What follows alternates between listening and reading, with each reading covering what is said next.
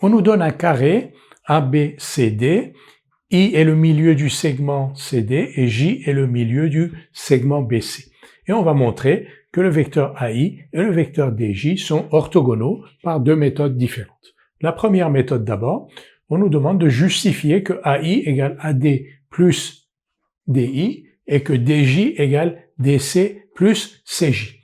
Donc ça, ce sont donc des conséquences directes de la relation de Schall. On va donc écrire d'après la relation de Schall,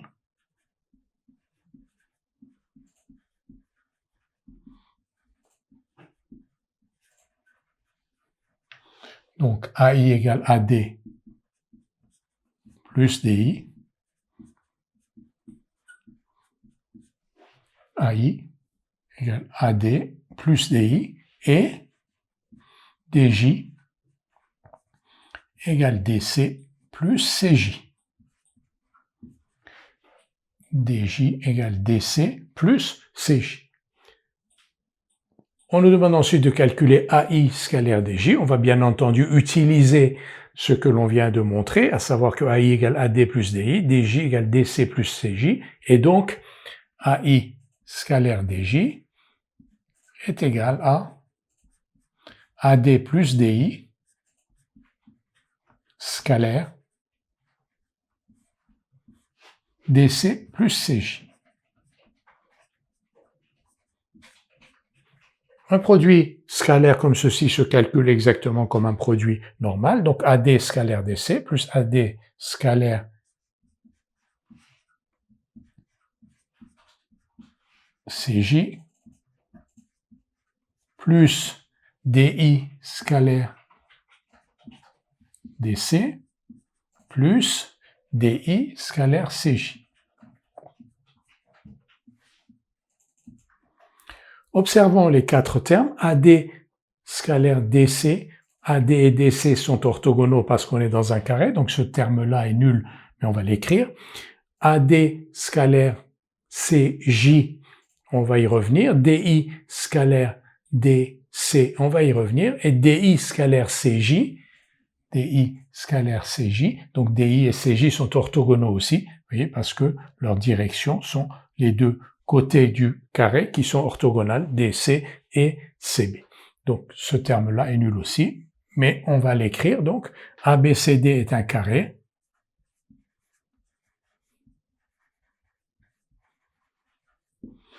Donc AD et DC sont orthogonaux, ce sont deux côtés du carré, deux côtés orthogonaux du carré, et DI et CJ sont aussi orthogonaux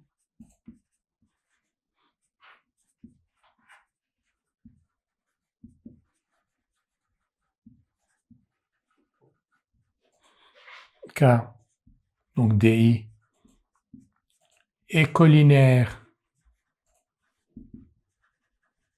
à DC et CJ est collinaire à CB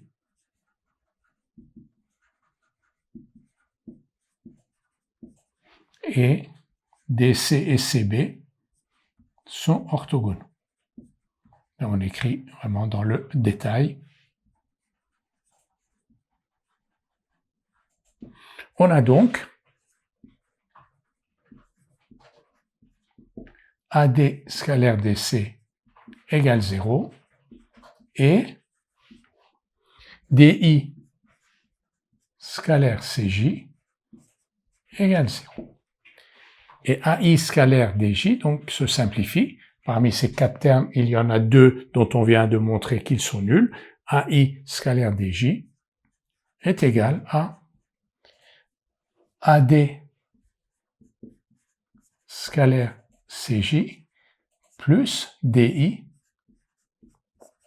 scalaire DC. On sait que J est le milieu du segment BC et que I est le milieu du segment DC. Donc, on va l'écrire. J est le milieu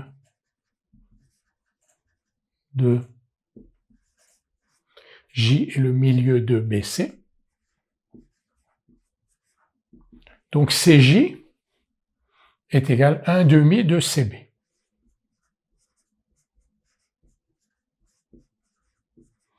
De même,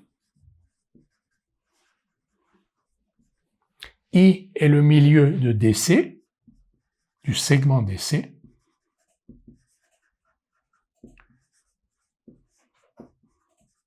Et donc I est le milieu de DC, donc DI égale DC sur 2.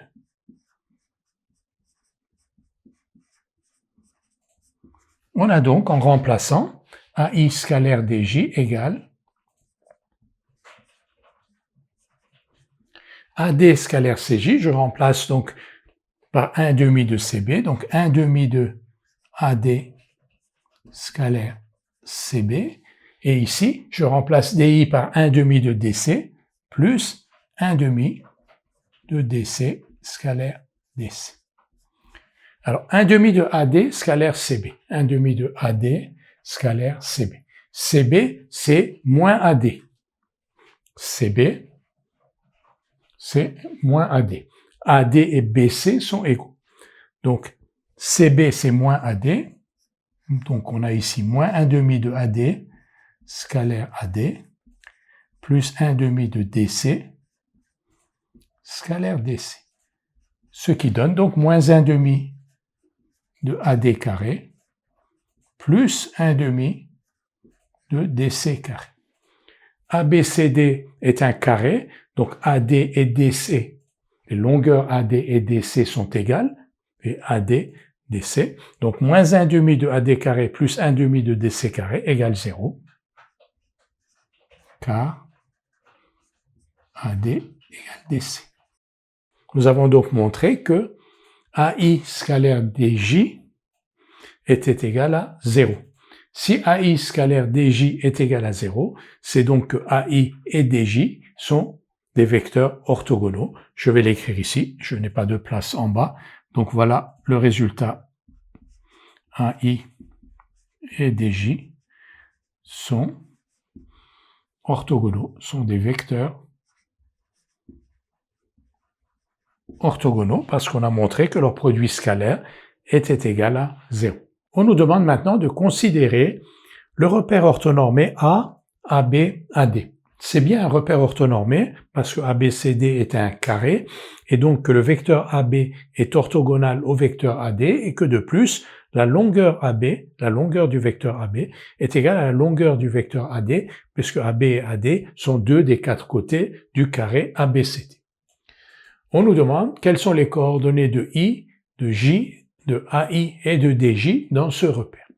Les coordonnées de I, de J, on peut les lire directement sur le schéma. Les coordonnées de I, donc son abscisse, ici, ça va être 1 demi, et son ordonnée est égale à 1. Celle de J, son abscisse est égale à 1, et son ordonnée est égale à 1 demi. Mais on va le justifier.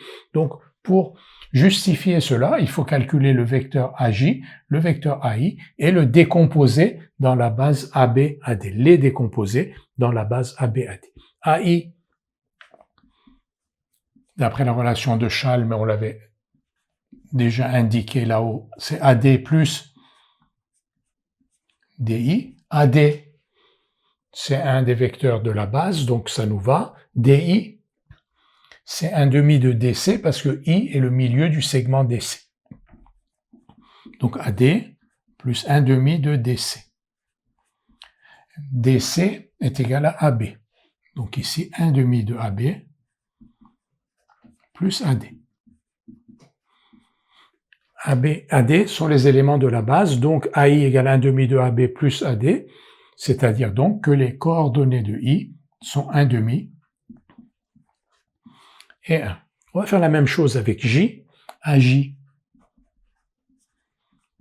c'est donc AJ, c'est AB plus BJ.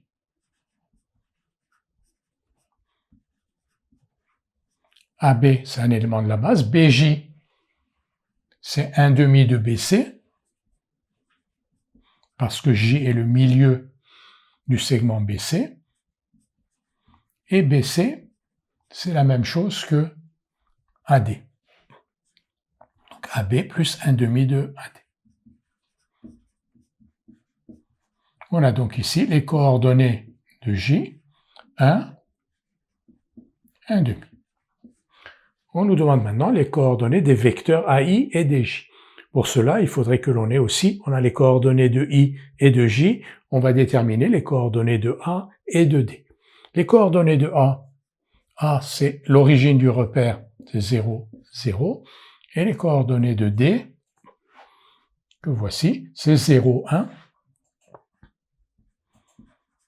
Pourquoi c'est 0, 1? Parce que AD est égal 0 fois AB plus 1 fois AD, 0, 1. On a donc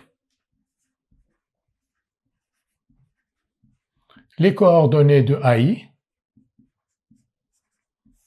xi moins xa, 1 demi moins 0, yi moins yk, 1, 2, 1 moins 0, et les coordonnées donc de dj,